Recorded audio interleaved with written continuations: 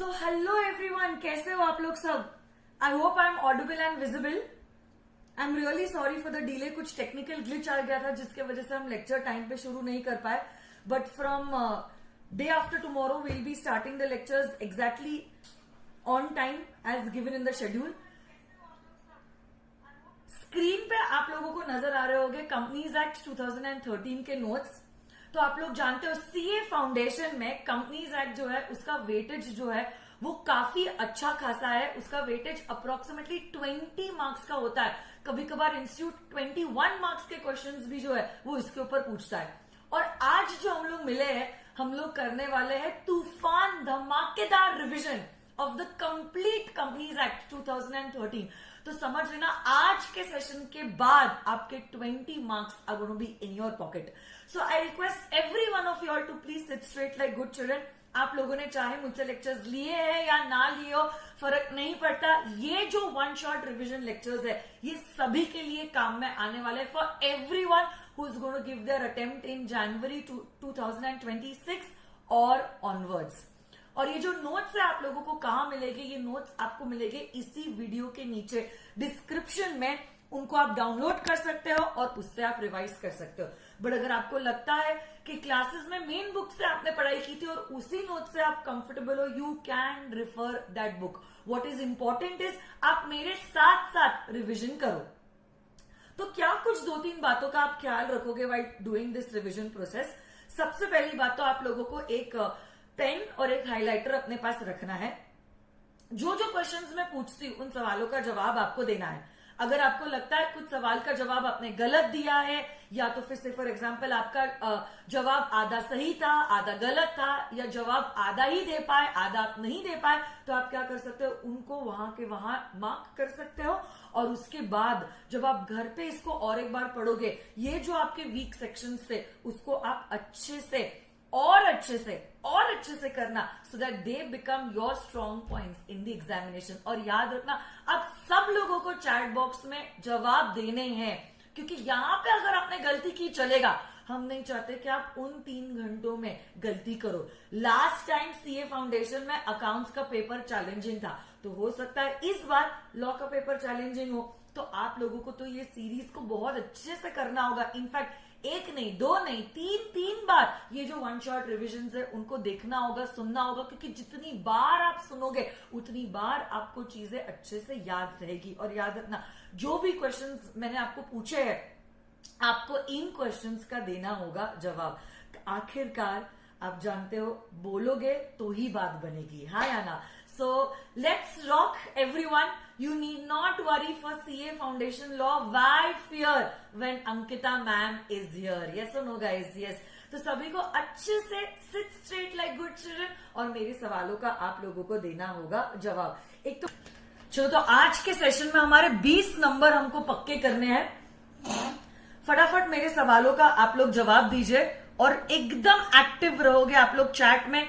जो चैट में कमेंट नहीं करेगा उसको 2 अटेम्प्ट कम से कम लगेंगे. अब आप सोच लो, आप चाहते हो कि आपको 2 अटेम्प्ट लगे?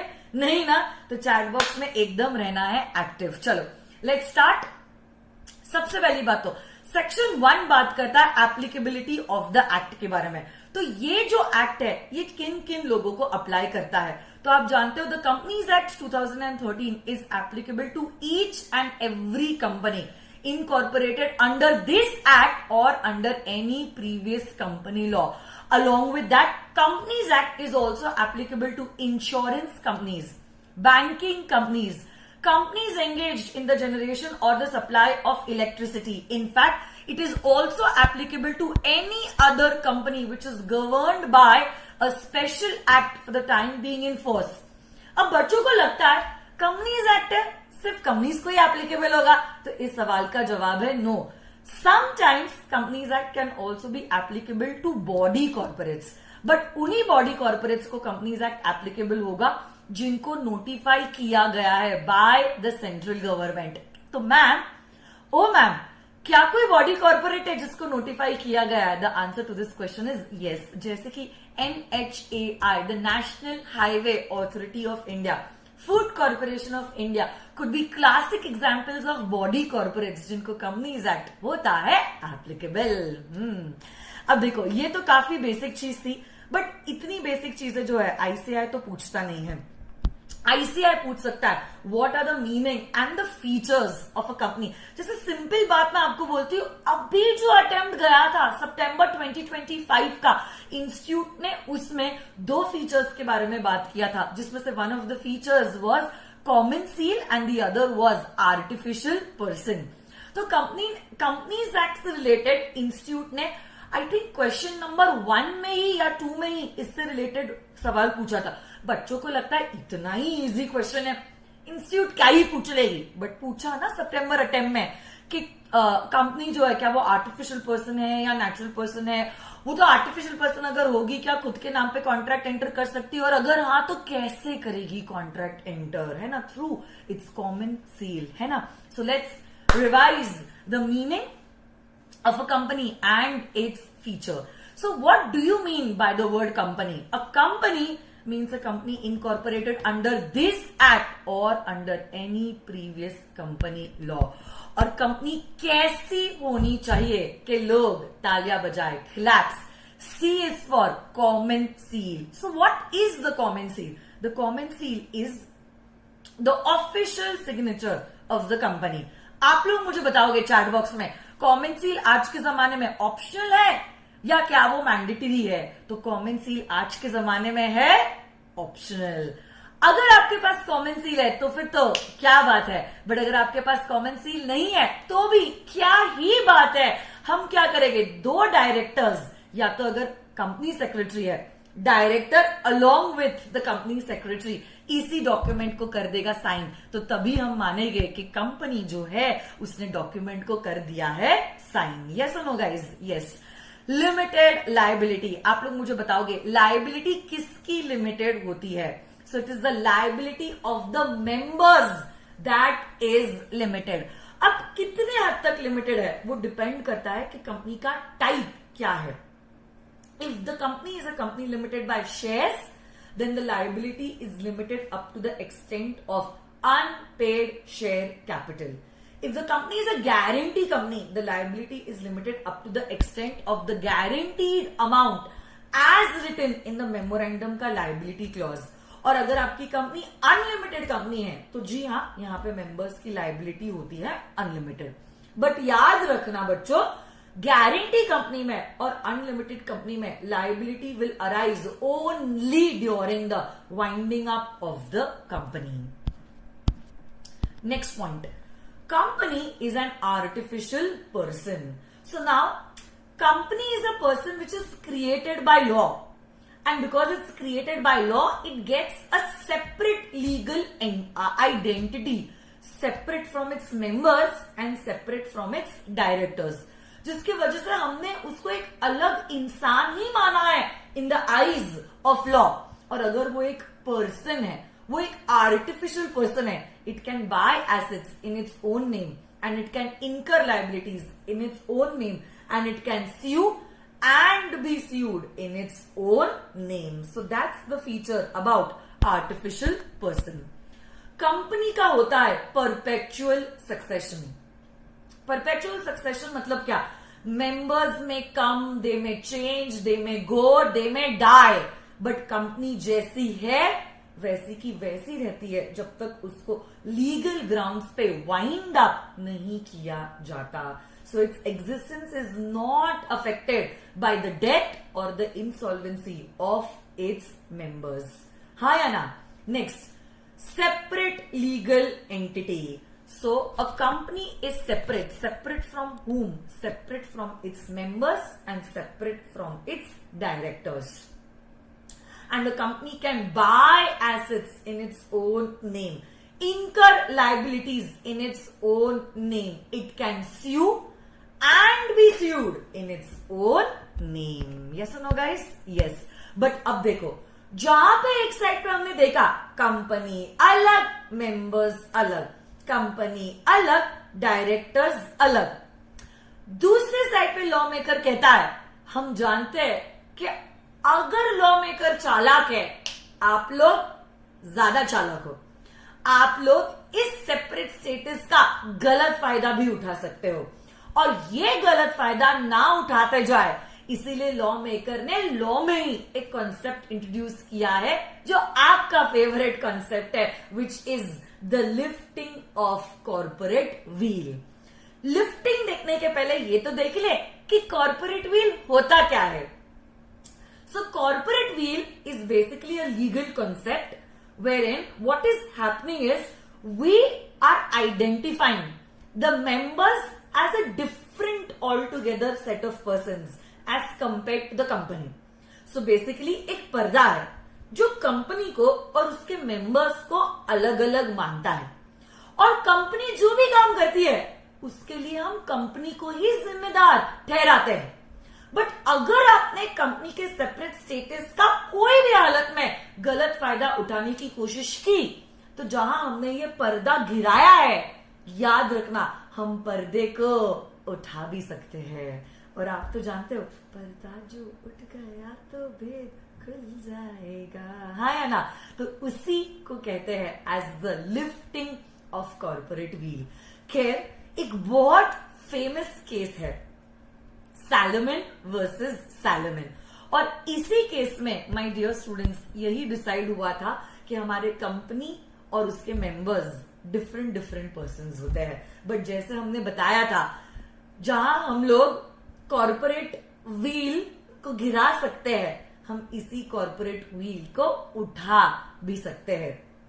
जब हम कॉर्पोरेट व्हील को लिफ्ट करते हैं, we actually look behind those people who are running the company and we disregard the corporate status of the company।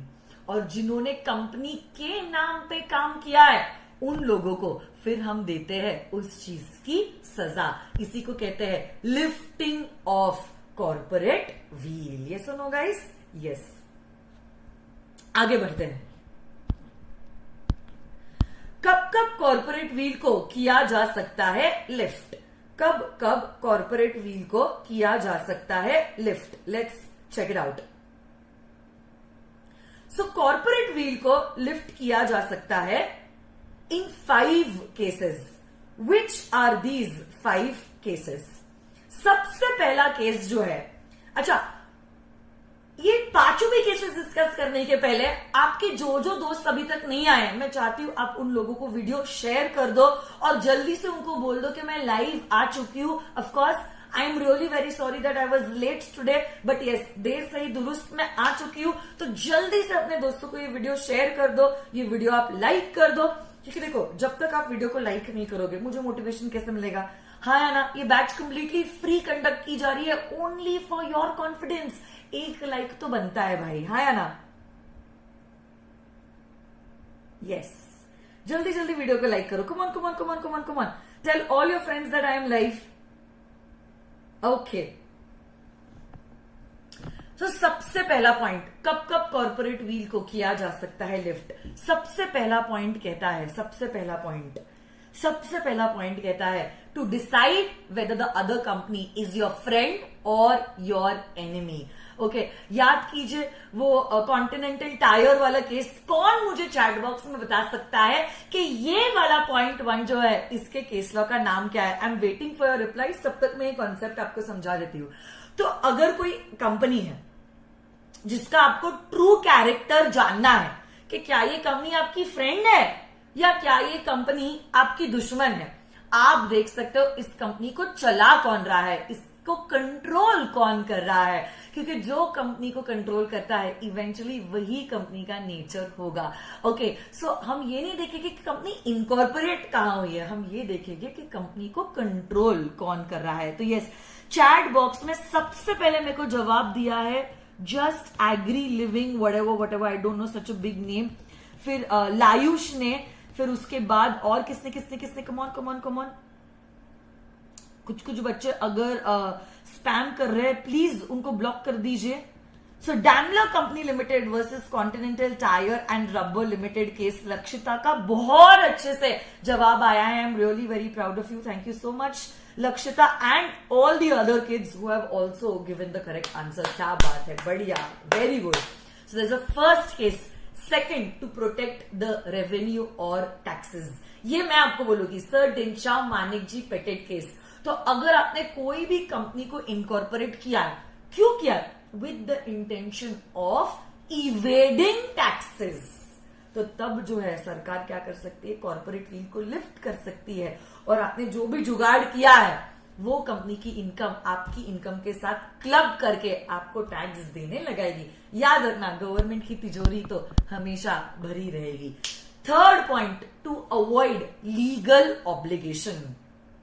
इसमें क्या होता है, कभी कभार ऐसा देखा गया था कि कंपनीज को इनकॉर्पोरेट किया गया है only to use it as a device to reduce the amount to be paid as bonus to the workman.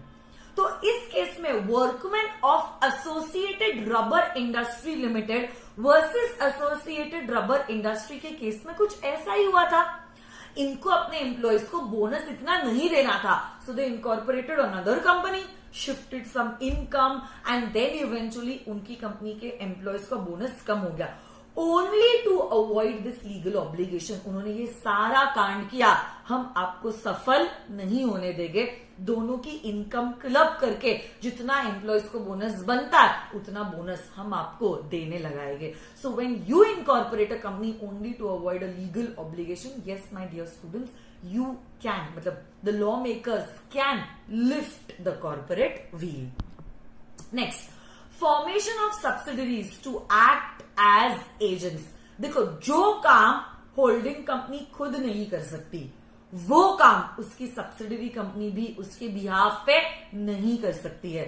So company sometimes they are regarded as an agent और the trustees of its members और of some other company. तो ये चीज अगर आप कर रहे हो आपकी सब्सिडरी के द्वारा तो बहुत गलत है। तो जैसे merchandise transport limited versus British transport commission के केस में ऐसा ही हुआ था।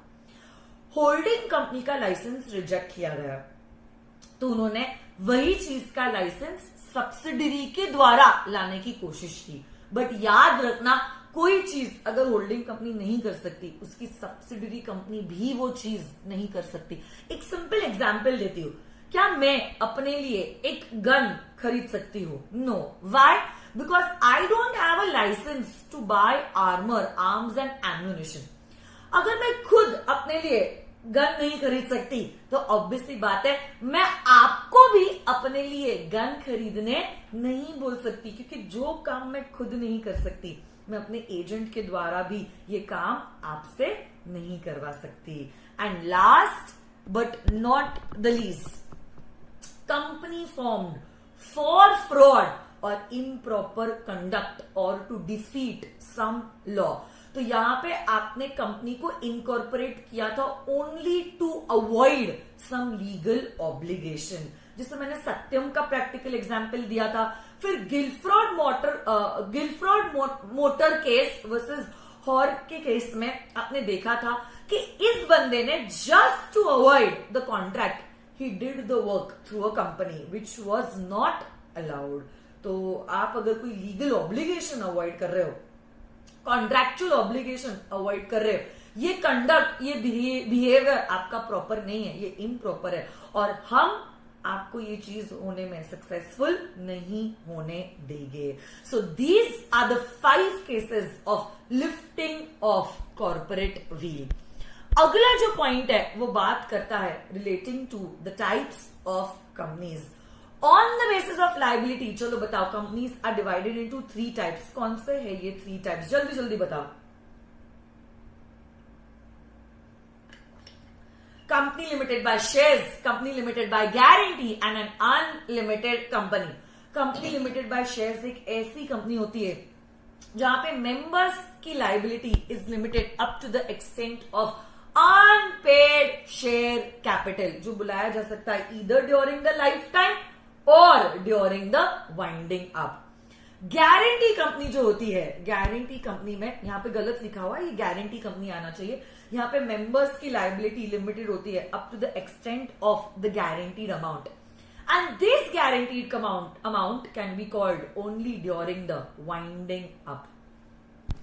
अब देखो, ये कुछ सिमिलैरिटीज है, दोनों भी कंपनी में मेंबर्स की लाइबिलिटी होती है लिमिटेड, दोनों का सेपरेट स्टेटस होता है एंड प्लस दोनों की परपेचुअल सक्सेशन होती है, एंड प्लस दोनों भी केस में liability will arise only during the winding up. Very good. Siddhi, Priya, Gayatri, Manju, Ishika,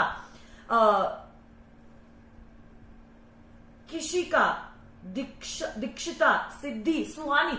सिर्फ लड़कियां ही जवाब दे रही है क्या? लड़के लोग थोड़ी शर्म करो. वेयर इज योर जोश? कम ऑन गाइस. ये तीसरी क्लास है. 11 से 2 मेरी सीए इंटर की क्लासेस चलती है. 5 से 6:30 मेरी फाउंडेशन की क्लासेस चलती है. और अब मैं 8:30 से 10 आप लोगों के लिए आई हूं लाइव जस्ट फॉर यू. आप इतना भी नहीं कर सकते? वो भी मेरे लिए नहीं, खुद के लिए. Come on guys, girls and boys, you need to be active in the chat box. Reply कीजिए जल्दी जल्दी. शर्म करो थोड़ा लड़के लोग, ठीक है?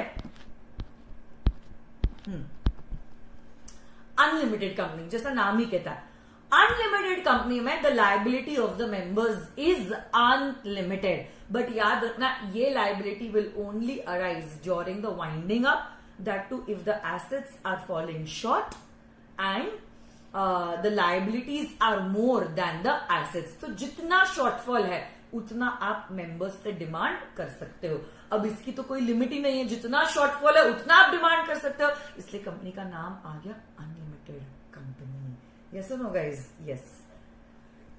आगे, on the basis of members companies are divided into private company and a public company. उसी में my dear students, private company can either be a one person company or it can be a small company. तो एक एक करके देखते हैं. One person company. What is a one person company? जैसा नाम ही कहता है, one person company. One person company. It has only one person as a member. Okay. और इसी मेंबर को अपने मेमोरेंडम के द्वारा किसी और पर्सन का नाम लिखना पड़ेगा एज अ नॉमिनी, जो सोल मेंबर की जगह लेगा इन केस ऑफ डेथ और incapacity of the sole member. Okay, ये नॉमिनी को रिटन कंसेंट देना पड़ता है नॉमिनी बनने के वक्त. हम अगर चाहे नॉमिनी को चेंज कर सकते हैं, नॉमिनी भी अगर चाहे अपना कंसेंट विड्रॉ कर सकता है. But now the biggest question is, कौन बन सकता है सोल मेंबर या nominee of a one person company? Only a natural person, Indian citizen, who is whether residing in India or not residing in India, but he should be a major, is eligible to either be the nominee of a one-person company or incorporate a one-person company. But याद रखना, एक समय पे आप एक जगह के sole member और दूसरी जगह के नॉमिनी बन सकते हो. इससे ज्यादा परम्यूटेशन कॉम्बिनेशन पॉसिबल नहीं है. Along with that my dear students, OPC can not be incorporated as a section 8 company. OPC can not do non banking financial activities and OPC can not invest in the securities of body corporates. Next, private company. What do you mean by a private company? So, private company means a company which has 3 restrictive clauses. What are these 3 restrictive clauses? L, R, P. L कहता है that there is a limitation. Limitation on the number of members up to 200. Joint holders will be considered as one. Employee members and ex-employee members are not counted. Then there is a restriction on the transfer of shares and there is a prohibition on making an invitation to the public. Next, small company. ये कुछ गलत है. Small company मैं आपको बताती हूं. Small company एक ऐसी कंपनी है which is a company other than a public company. Other than a public company. Other than a public company, जिसका paid up share capital does not exceed 4 crores and turnover does not exceed 40 crores. ये मैंने आपको बताया ना, technical glitch है. मेरा keyboard और मेरा माउस ही चलना बंद हो गया. अब जो भी है टच स्क्रीन से चल रहा है. So very good. Just agree, Kanishka, Rishabh, Rashi, Siddhi, Shivansh, Jaimish, Viresh, Syed, I don't, बहुत सारे बच्चे चैट बॉक्स में लिख रहे हैं. I am not able to read everybody's name, but whoever is answering in the chat box, bingo. I am super duper proud of you. Very good, keep it up. Small company. What do you mean by a small company? A small company means a company other than a public company, जिसका paid up share capital does not exceed 50 lakhs or such higher amount as may be prescribed. As may be prescribed मतलब according to the rules. और rules में लिखा है 4 crores. And the turnover according to the last profit and loss account in the immediate financial year should not exceed 2 crores और such higher amount as may be prescribed. और क्या rules में कुछ amount prescribe किया है? Yes, and the amount prescribed is 40 crores.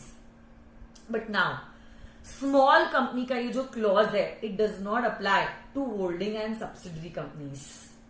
Also, it does not apply to Section 8 companies. Also, it does not apply to companies which are governed by a special act. Okay? Yes. So that was about a small company. आगे बढ़ते हैं. Public company मतलब क्या? Public company मतलब ऐसी company which is not a private company, जिसका कुछ minimum paid up share capital होना जरूरी है as may be prescribe. But क्योंकि रूल्स में कुछ भी प्रिस्क्राइब नहीं है, आप पब्लिक कंपनी को इनकॉर्पोरेट कर सकते हो with any amount with which you wish to. And yes, भले ही आपकी कंपनी आर्टिकल्स के द्वारा प्राइवेट कंपनी है, बट अगर वो सब्सिडरी है of a public company, then it will be treated as a public company. क्या बात है, very good, wonderful. I am so happy कि सारे बच्चे जो है चैट बॉक्स में रिप्लाई कर रहे हैं. मैं देख रही हूं, मैं भले ही सभी का नाम नहीं रीड कर पा रही होगी, but I am super duper happy. Come on, आ जाइए. देखो, हो भी गया ऑलमोस्ट. आप समझ लो आधा कंपनीज एक्ट रिवाइज भी हो गया है, बस आधा ही बचा है. आधे घंटे में हो जाएगा, मैक्स 40 मिनट्स में हो जाएगा हमारा पूरा कंपनीज एक्ट रिवाइज. फिर हम एक क्वेश्चन करेंगे डिस्कस, और मैं आपको एक क्वेश्चन होमवर्क के लिए भी देने वाली हूं, जिसका आंसर आप कमेंट सेक्शन में रिप्लाई करने वाले हो. ठीक है, let's check it out. On the basis of control, companies are divided into holding, subsidiary and associate companies.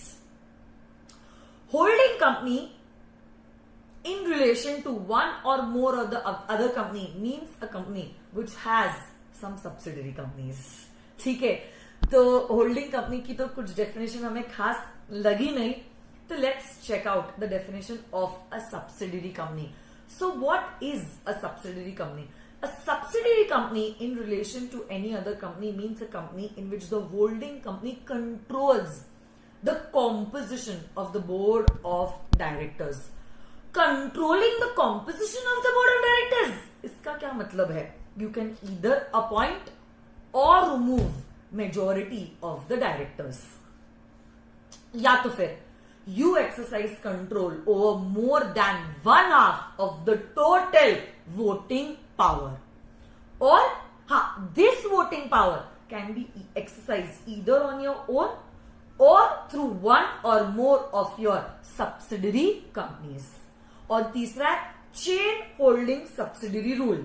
A is the holding for B, B is the holding for C. A will also be regarded as the holding company for C Limited. ये तो मैंने अभी just आपको बताया. A private company which is a subsidiary of a public company is going to be deemed to be a public company. Next, associate company.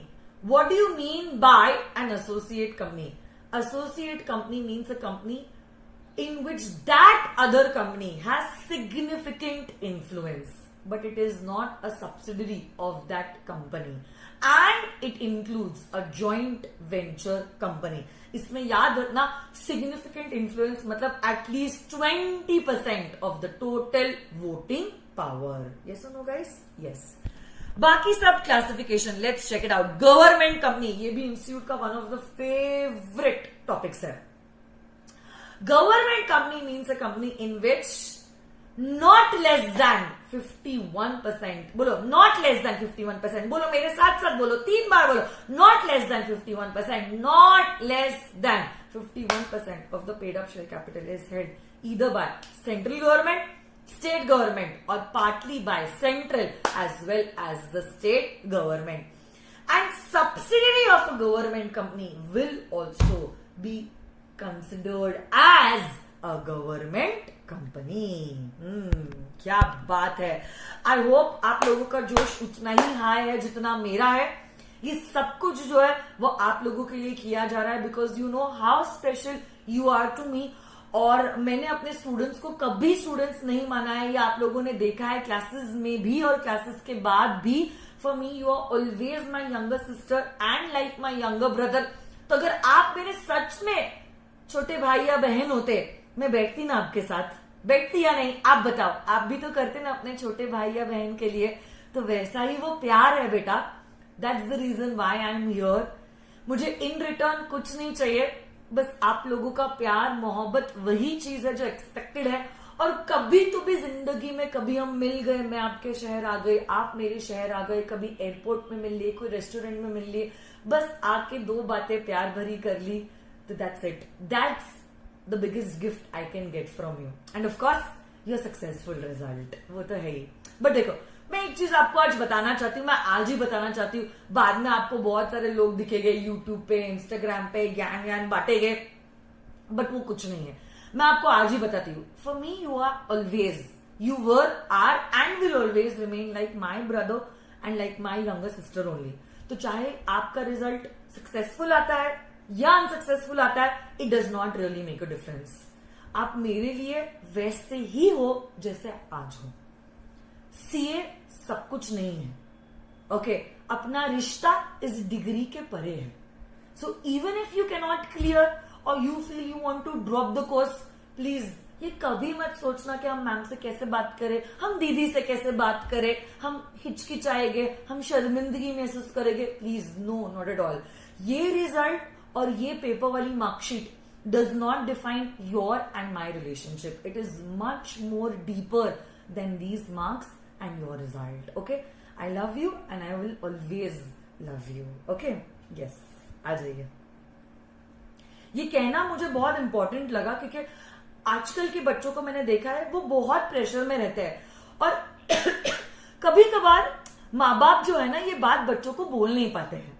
ऐसा होता है because even I am a mother to a kid.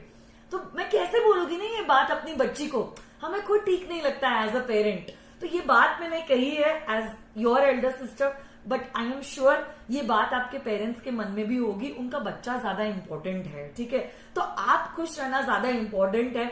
आप अगर depression में जाओगे, आप anxious feel करोगे, anxiety feel करोगे, they are not going to be happy by that. Eventually what is important is your happiness. Okay, तो ये तो मैंने कह दी क्योंकि मुझे लगा मुझे कहना चाहिए और ये प्लेटफॉर्म भगवान ने अगर मुझे दिया है, I should obviously use it for the good of the kids and that is why I told.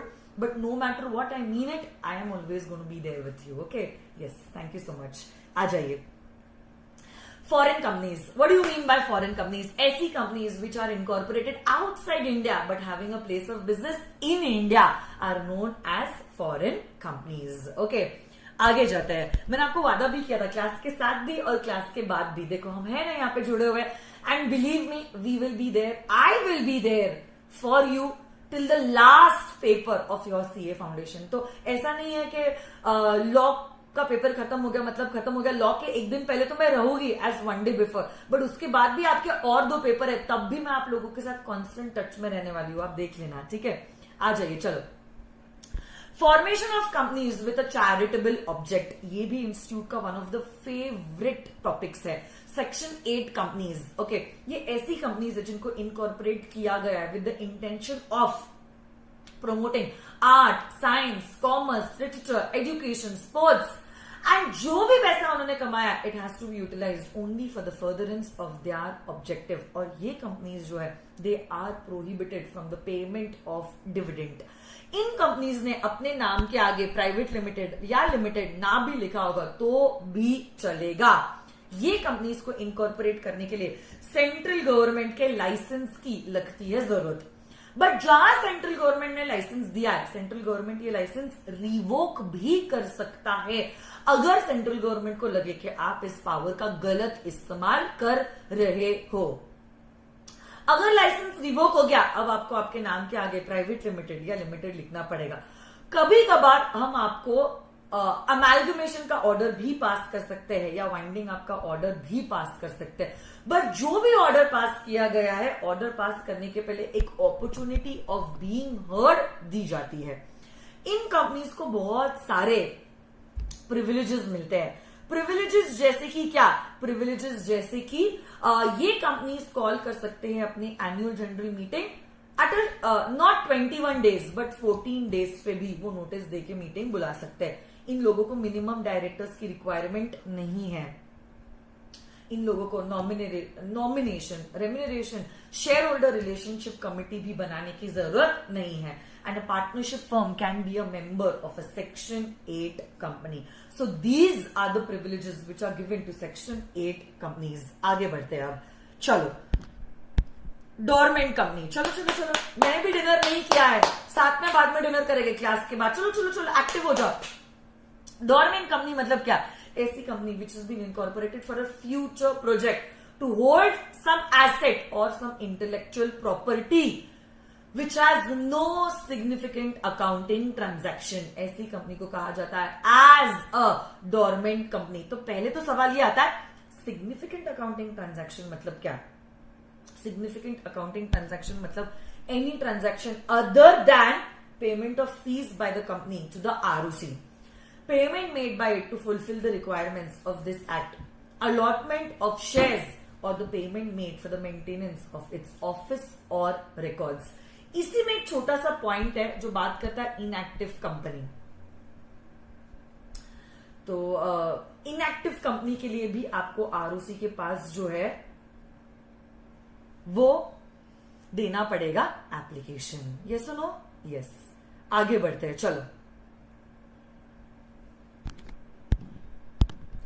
PFI. What do you mean by a PFI? Come on, guys. Yes. Significant accounting transactions means any transaction other than RAM was the memory technique. तो PFI, 3 institutions को हमने PFI घोषित किया है. LIC, life insurance corporation of India, unit trust of India and the infrastructure development finance company.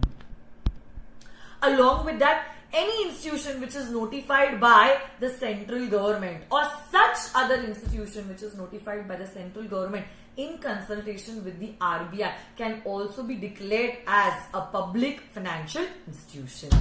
है ना? Yes. अब इस चैप्टर के अगले पड़ाव पे जाते हैं एंड दैट इज इनकॉर्पोरेशन. पहली बात तो प्रमोटर होता कौन है? ऐसा कोई व्यक्ति जिसका नाम लिखा गया है as a promoter in the prospectus is going to be referred as a promoter. या तो फिर ऐसा व्यक्ति जो कंट्रोल करता है कंपनी के affairs either directly or indirectly, either through a shareholder or as a director is a promoter. या तो ऐसा व्यक्ति जिसके डायरेक्शंस के हिसाब से our board of directors are accustomed to act are called as the promoters of the company. Next point, company को incorporate कैसे किया जाता है और फॉर्म कैसे किया जाता है, इसके ऊपर भी इंस्टीट्यूट ने पिछले अटेम्प्ट में सितंबर 25 में सवाल पूछा था. तो कोई भी कंपनी को फॉर्म करने के लिए 1, 2 या 7 लोग लगते हैं. 1 in case of a 1-person company, 2 in case of a private company and 7 in case of a public company. Incorporate करोगे कैसे? पहली बात तो आपको बहुत सारे डॉक्यूमेंट्स करने होंगे ROC के पास फाइल.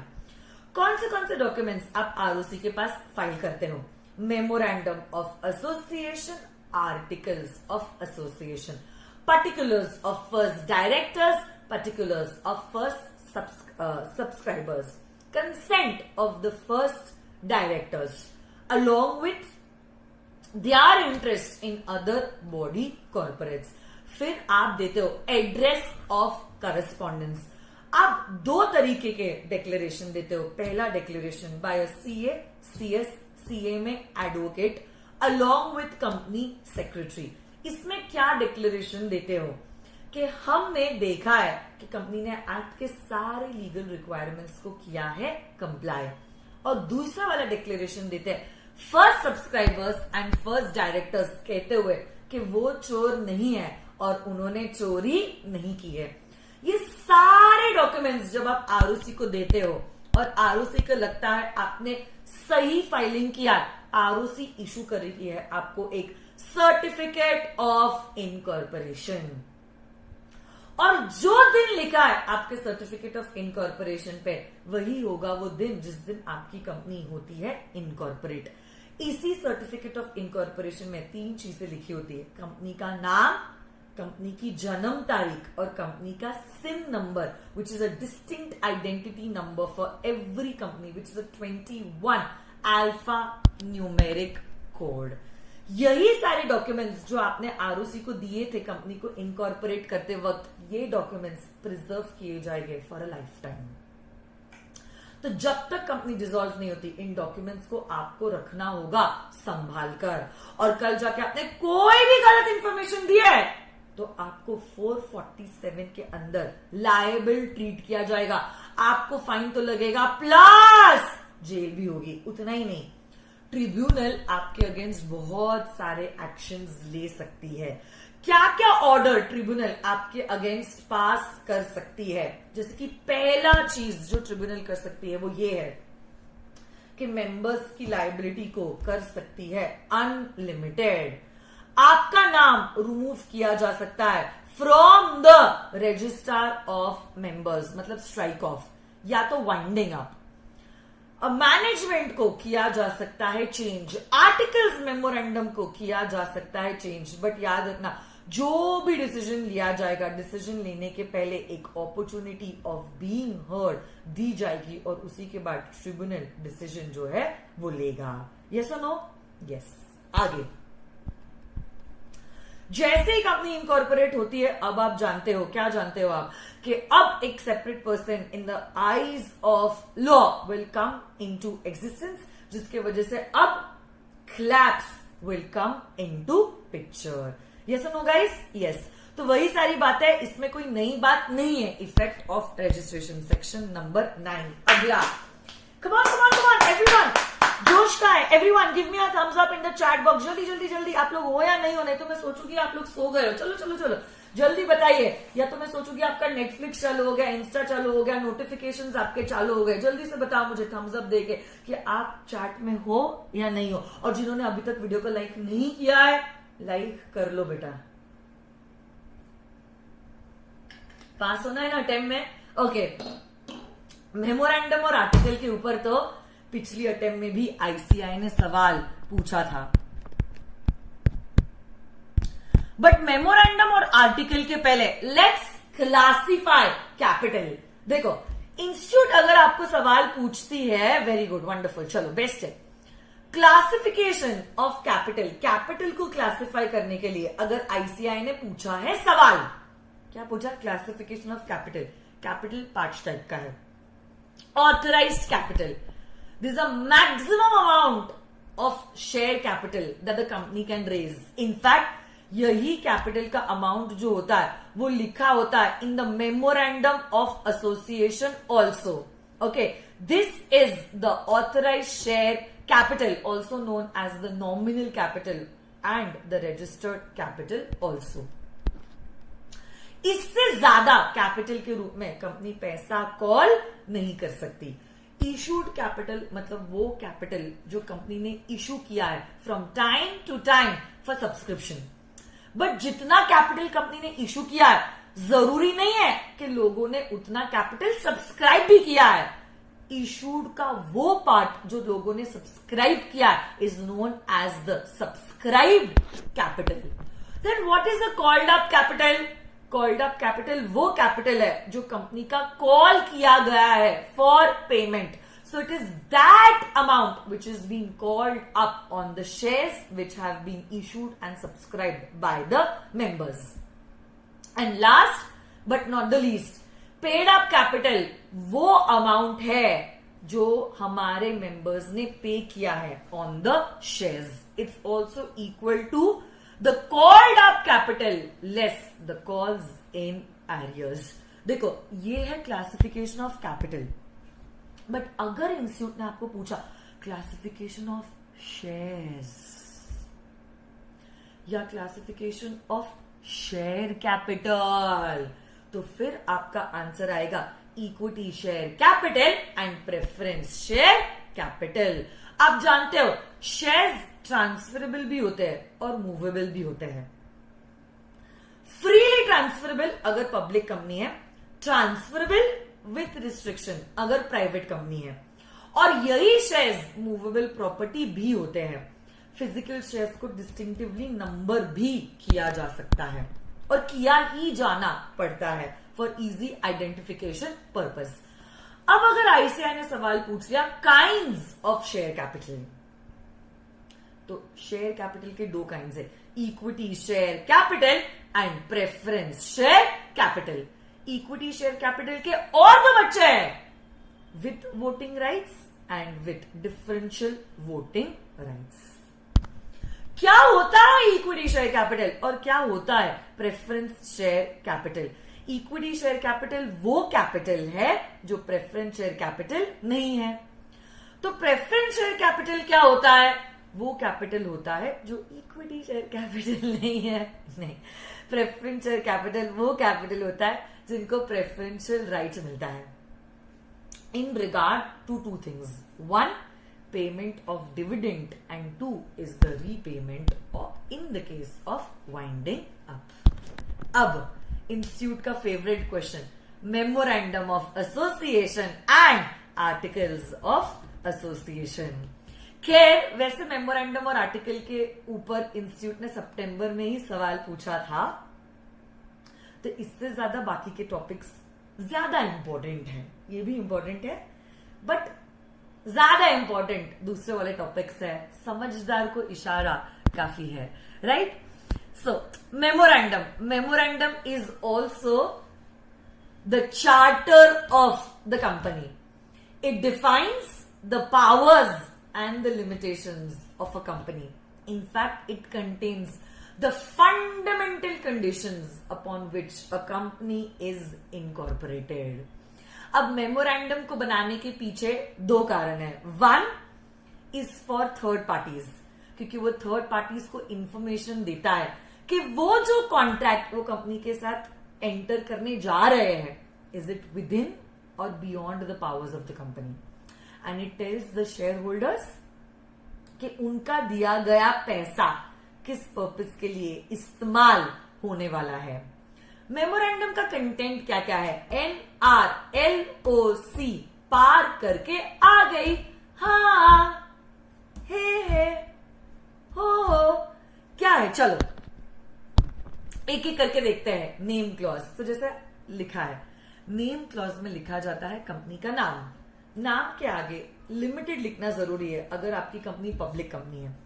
प्राइवेट लिमिटेड लिखना जरूरी है अगर आपकी कंपनी प्राइवेट कंपनी है. एंड whatever 1% कंपनी लिखना जरूरी है अगर आपकी है 1% कंपनी.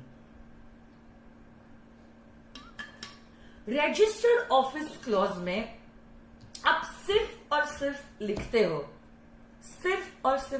हो the state of your registered office.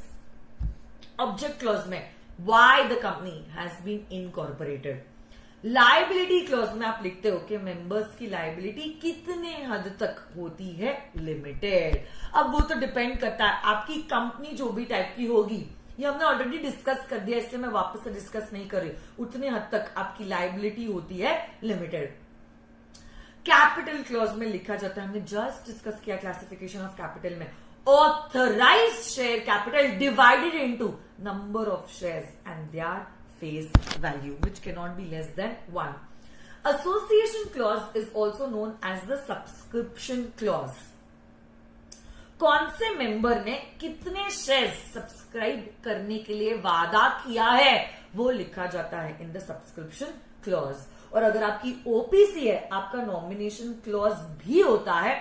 Nomination clause में अब वो व्यक्ति का नाम लिखते हो who will become the sole member in case of death और incapacity of the sole member. अब क्योंकि मेमोरेंडम में लिखा जाता है object, last 10-15 minutes that's it, हो गया। क्योंकि मेमोरेंडम में लिखा जाता है ऑब्जेक्ट क्लॉज, कंपनी वही काम कर सकती है which is within the object clause. Company वो सारे काम नहीं कर सकती है which is beyond the object clause. कोई भी काम अगर कंपनी ने कर लिया which is beyond the object clause is known as an ultra vires act, और ऐसे काम कंपनी नहीं कर सकती है। अरे यस और नो गाइज? यस। अब देखो, अल्ट्रा वायर्स ट्रांजैक्शन क्योंकि वॉइड एब इनिशियो होते हैं, वो नल होते हैं, ना कंपनी उसके ऊपर स्यू कर सकती है और ना कंपनी के ऊपर केस फाइल किया जा सकता है on an ultra wires transaction. Okay, such contracts can not B enforced against the company. In fact ultra vires transaction का रैटिफिकेशन भी पॉसिबल नहीं है। सारे शेयर होल्डर्स ने हाँ बोल दिया तो भी आप वो काम नहीं कर सकते which is beyond the memorandum का object clause. But yes, if the act is ultra wires the powers of the directors, shareholders can ratify it.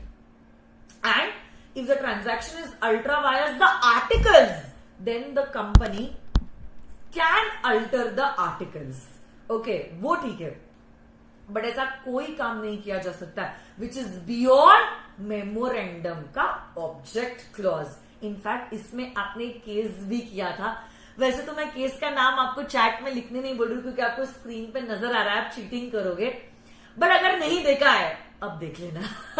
The case law का name is Ashbury Railway Carriage and Iron Company limited versus Riche का केस। Yes no guys? Very good. Just AG, I don't know what your name is, whatever, and Krishna, very good, क्या बात है। Next, articles of association. तो जहां memorandum में लिखा होता है नाम और काम, आर्टिकल्स में लिखा जाता है the bylaws, the rules and regulations to manage the internal affairs of the company. So basically company का domestic management, rights, obligation member और कंपनी के बीच में डिसाइड होते हैं through the articles of association. अब देखो, आप अगर चाहो आप आर्टिकल्स को एंट्रेंच कर सकते हो। एंट्रेंच आप क्यों करते हो? To protect something. और एंट्रेंचमेंट का इफेक्ट ऐसा होता है that now you are putting more restrictive things in your articles as compare to the act in the case of passing of special resolution. इसी से तो माइनॉरिटी का इंटरेस्ट प्रोटेक्ट होगा ना। अब देखो, अगर आप नई कंपनी इनकॉर्पोरेट करते हो तो नई कंपनी इनकॉर्पोरेट करते वक्त आप महुआ और अहुआ बनाते हो, तभी आप आर्टिकल्स को कर सकते हो entrench at the time of formation of the company.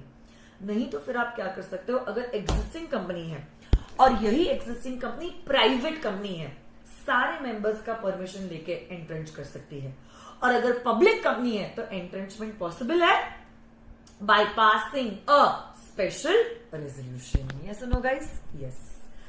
ये डिफरेंशिएशन मेमोरेंडम और आर्टिकल का पिछले अटेम्प्ट में पूछा गया था। तो आप जानते हो, मेमोरेंडम में लिखा होता है काम और आर्टिकल में लिखा जाता है इसी काम को करते कैसे है। Memorandum basically defines the relationship between the company and the outside world, and articles is more of company with the members. Memorandum को अल्टर करना पॉसिबल है by following the provisions given under section number 13. Articles को तो special resolution pass करके किया जा सकता है अल्टर। कोई भी चीज जो आपने मेमोरेंडम के अल्ट्रा वायस की है is void ab initio null and it cannot be ratified. But anything that is ultra vires the articles can be ratified by passing a special resolution. खैर ये पिछले अटेम्प्ट में पूछा गया था, so I'm not quite sure आने वाले attempt में पूछा जाएगा या नहीं जाएगा. बट एक लास्ट कंसेप्ट बचता है डॉक्ट्रिन ऑफ कंस्ट्रक्टिव नोटिस. उसका एक्सेप्शन है डॉक्ट्रिन ऑफ इंडोर मैनेजमेंट और उसकी 3 एक्सेप्शंस है. And then the chapter comes to and yes no guys, yes आ जाइए फिर. डॉक्ट्रिन ऑफ कंस्ट्रक्टिव नोटिस तो आप लोग जानते हो. क्या जानते हो आप लोग? It is a duty of every person who is dealing with the company to read memorandum as well as the articles of association, plus to make sure that the contract is in conformity with the provisions of memorandum as well as the article. सारी responsibility outsider पे डाल दी है constructive notice में. हे outsider memorandum पढ़, हे outsider article पढ़, हे outsider तो ये भी चेक कर कि ये सारे प्रोविजंस इन डॉक्यूमेंट्स को कंफर्म कर रहे या कंफर्म नहीं कर रहे, क्योंकि कल जाके कुछ गड़बड़ हुई. We are gonna protect the company against the outsider. So that's what the doctrine of constructive notice talks about. But कुछ टाइम बाद इसका एक्सेप्शन आया, doctrine of indoor management, specially after a very judgmental case, Royal British Bank versus Turquand. Okay, तो ये doctrine of indoor management कहता है as an outsider you are only supposed to read the memorandum and the articles of the company. आपको internal regulations देखने की जरूरत नहीं है. What happens internal in the company इस कंपनी का internal matter. You can presume that the internal affairs have been complied with. But फिर आप जानते हो वो लॉ ही क्या लॉ है जिसके कोई भी एक्सेप्शंस ना हो. हाँ ठीक है, very good. Royal British Bank versus Turquand इतना जजमेंटल केस हो गया कि डॉक्ट्रिन ऑफ इंडोर मैनेजमेंट को हम टर्क्वैंड्स रूल के नाम से जानने लग गए. अब doctrine of indoor management it protects the outsider against the company. But फिर वो लॉ ही क्या लॉ है जिसके कोई एक्सेप्शंस ना हो. बट अगर मैं एक्सेप्शन की बात कर रही हूं मतलब इसको वापस से अप्लाई हो जाएगा general rule of constructive notice, जहां पे हम कंपनी को प्रोटेक्ट करेंगे अगेंस्ट द आउटसाइडर. पहला वाला एक्सेप्शन, एक्चुअल और कंस्ट्रक्टिव नॉलेज ऑफ इरेगुलरिटी. तो this rule is not gonna protect any person when he is dealing with the company and he has the notice of the irregularity, whether actual or constructive. तो अगर आपको पता है दाल में कुछ काला है फिर भी दाल पी रहे हो और अगर बाद में पेट दुखता है आप दाल पिलाने वाले को गाली नहीं दे सकते. बेवकूफ आप ही हो, समझ रहे हो आप?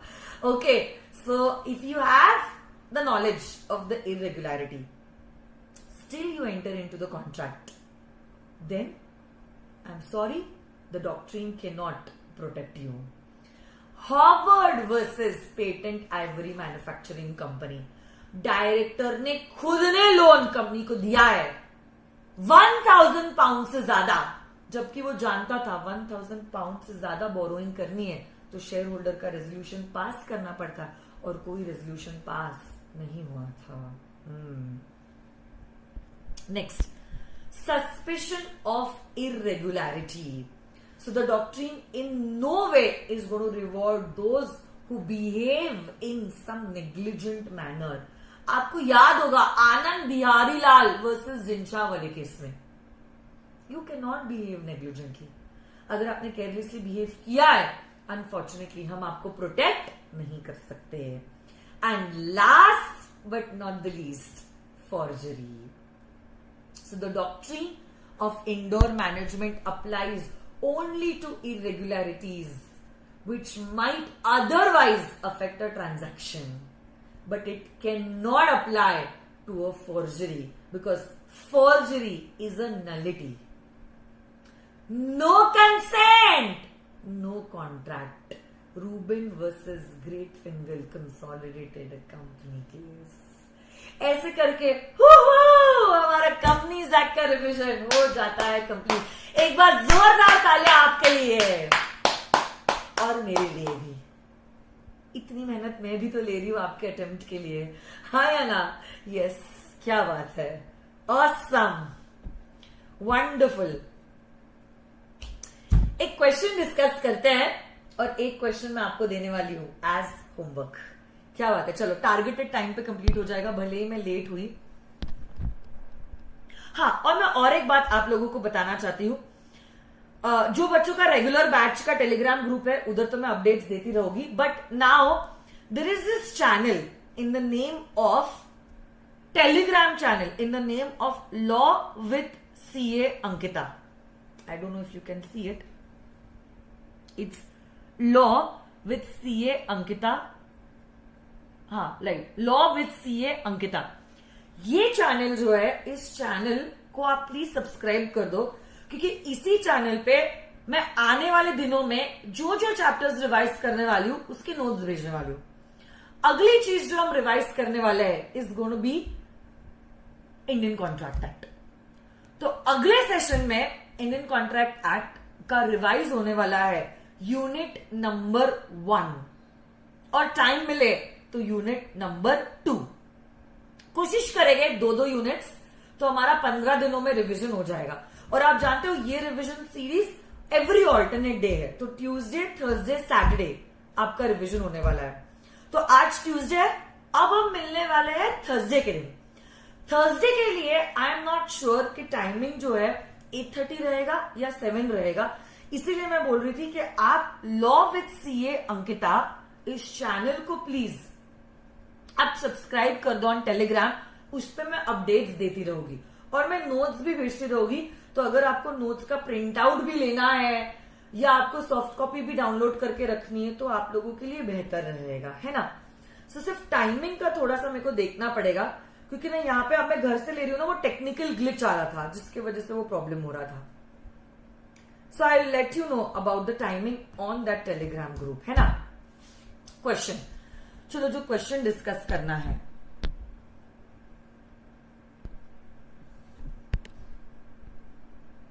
एक क्वेश्चन डिस्कस करेंगे और एक क्वेश्चन मैं देने वाली हूं आपको as homework.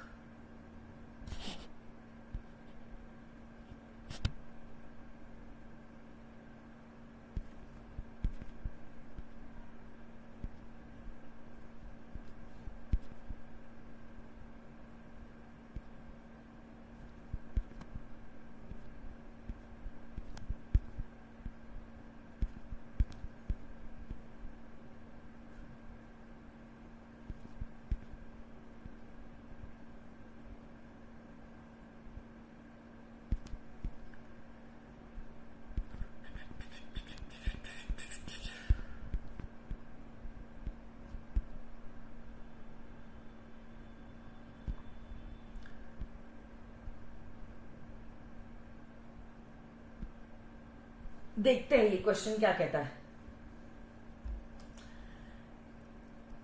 SK Infrastructure Limited has a paid up share capital divided into 6 lakh equity shares of 100 each. 2 lakh equity shares are held by central government and 1,20,000 equity shares are held by the government of Maharashtra. अब आपको explain करना है कि ये company जो है क्या ये गवर्नमेंट कंपनी की तरह ट्रीट की जाएगी। देखो मैं बहुत अच्छे से आपको समझाने वाली हूं, आप समझो। अगर सपोज ऐसा सवाल ICAI आपको पूछती है, आप इसका जवाब दोगे तो कैसे दोगे? सबसे पहला point in your answer is going to be the provisions. Provision में आप स्ट्रेट अवे लिखोगे गवर्नमेंट कंपनी का क्या मतलब है, तो आपका पहला सेंटेंस ही गवर्नमेंट कंपनी का डेफिनेशन रहेगा।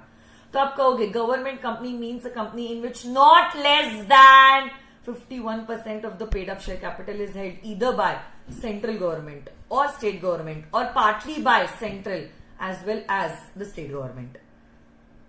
अगला जो बुलेट होता है वो होता है फैक्ट्स. तो क्वेश्चन में आप देखोगे क्या इंपॉर्टेंट फैक्ट है. आप बोलोगे एसके इंफ्रास्ट्रक्चर का टोटल शेयर कैपिटल 6 लाख है,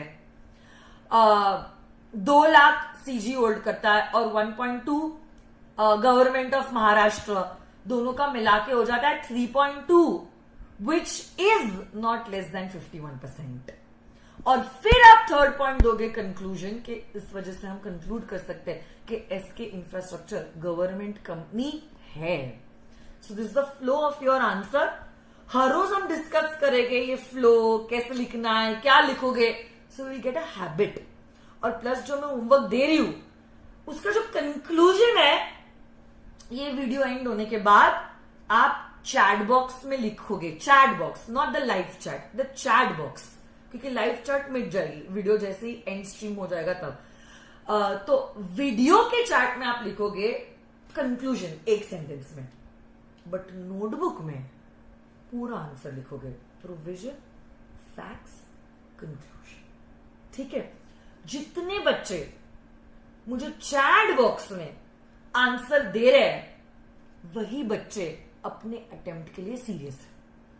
बाकी बच्चों के लिए मानोगी वो एक कान से इंस्ट्रक्शन सुनते हैं, दूसरी कान से इंस्ट्रक्शंस निकालते हैं, जिसकी वजह से कुछ फर्क नहीं पड़ने वाला है. जितने रिवीजन लेक्चर्स देख लो, सुन लो या कर लो, क्योंकि जब तक आप बुक्स निकाल के होमवर्क नहीं करोगे कोई आपकी मदद नहीं कर पाएगा, आपकी दीदी भी नहीं. ठीक है. So I want your answers in the chat box. And the question is,